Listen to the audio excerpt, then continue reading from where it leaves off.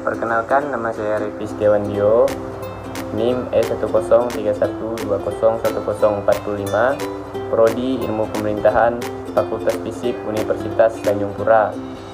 Baik, di sini untuk menyelesaikan tugas UAS Birokrasi Pemerintahan Indonesia, saya akan mempresentasikan satu materi, yaitu patologi birokrasi.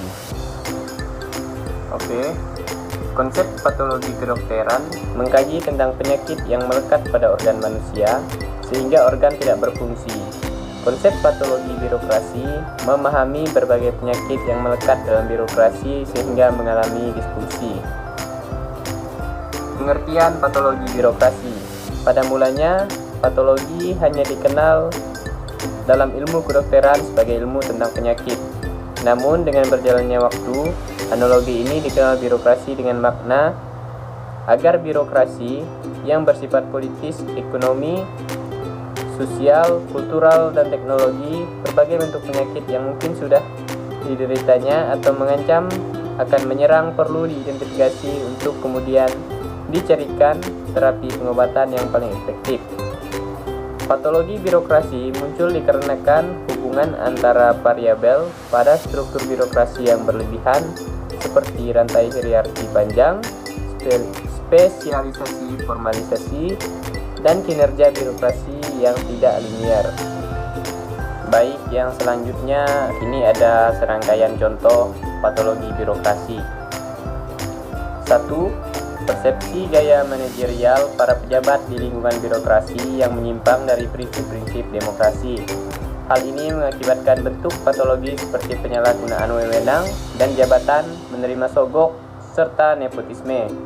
2. Rendahnya pengetahuan dan keterampilan para petugas pelaksana berbagai kegiatan operasional mengakibatkan produktivitas dan mutu pelayanan rendah, serta pegawai sering berbuat kesalahan. Baik, yang selanjutnya, yang ketiga, tindakan pejabat yang melanggar hukum dengan penggemukan pembiayaan, menerima sogok, korupsi, dan sebagainya. Lanjut, yang keempat, manifestasi perilaku birokrasi yang bersifat disfungsi atau negatif seperti sewenang-wenang atau pura-pura sibuk dan diskriminatif. Baik, yang kelima, ini yang terakhir, akibat situasi internal berbagai instansi pemerintahan yang berakibat negatif terhadap birokrasi, seperti imbalan dan kondisi kerja kurang memadai, ketiadaan diskusi dan indikator kerja, dan sistem pilih kasih mengatasi patologi birokrasi kaiden. Baik, untuk poin yang terakhir yang akan saya sampaikan adalah prinsip-prinsip good governance dapat merubah patologi birokrasi, yang dimana poinnya ada 7. Baik, kita lanjut. Yang pertama adalah partisipan dalam prinsip ini akan terlihat dalam pembuatan keputusan yang dibangun atas dasar kebebasan bersosialisasi dan berbicara, serta berpartisipasi secara konstruktif, sehingga dengan demikian maka pemerintahan tidak menjadi otoriter dalam mengambil keputusan. 2. Rule of law. Supremasi hukum merupakan langkah yang harus diambil untuk meminimalisir atau menghilangkan praktek-praktek patologi dalam birokrasi. Baik, yang selanjutnya, yang ketiga, transparansi. Melalui transparansi, maka satu hal yang dilakukan oleh pemerintah atau birokrat dapat dikontrol oleh masyarakat melalui informasi terbuka dan bebas akses. Baik, selanjutnya, yang keempat,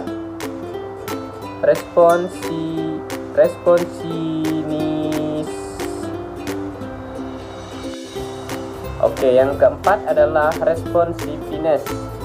Paradigma baru birokrasi bahwa pemerintah harus dapat melayani kebutuhan masyarakat umumnya dan memberi respon terhadap tuntutan pembangunan. Yang kelima, efektivitas dan efisiensi. Pemborosan yang terjadi dalam praktek pengelolaan organisasi birokrasi dapat diminimalisir oleh prinsip ini. Yang keenam adalah accountability. Melalui pertanggungjawaban kepada publik, maka birokrasi menjadi hati-hati dalam bertindak, dan akuntabilitas publik pemerintah harus memberikan keterangan yang tepat dan jelas tentang kinerjanya secara keseluruhan. Baik, yang terakhir, yang ketujuh, strategi vision. Melalui strategi visi, akan tumbuh dalam setiap birokrat dan nilai-nilai idealisme, harapan-harapan organisasi, dan negara untuk masa yang akan datang. Baik, di sini kesimpulannya adalah patologi birokrasi merupakan penyakit di dalam birokrasi yang sangat mengganggu jalannya aktivitas dalam birokrasi tersebut. Penyakit birokrasi yang sering terjadi bukan saja membahayakan manusia di dalam organisasi tersebut yang melakukannya, tetapi juga orang lain di dalam organisasi tersebut juga akan merasakan bahaya patologi birokrasi tersebut. Bahkan lebih dari itu, patologi dalam birokrasi akan mendatangkan bahaya bagi seluruh masyarakat. Baiklah, mungkin hanya sekian yang dapat saya sampaikan. Jika masih banyak kesalahan kata atau ada kata-kata yang kurang berkenan, saya mohon maaf. Sekian dan terima kasih.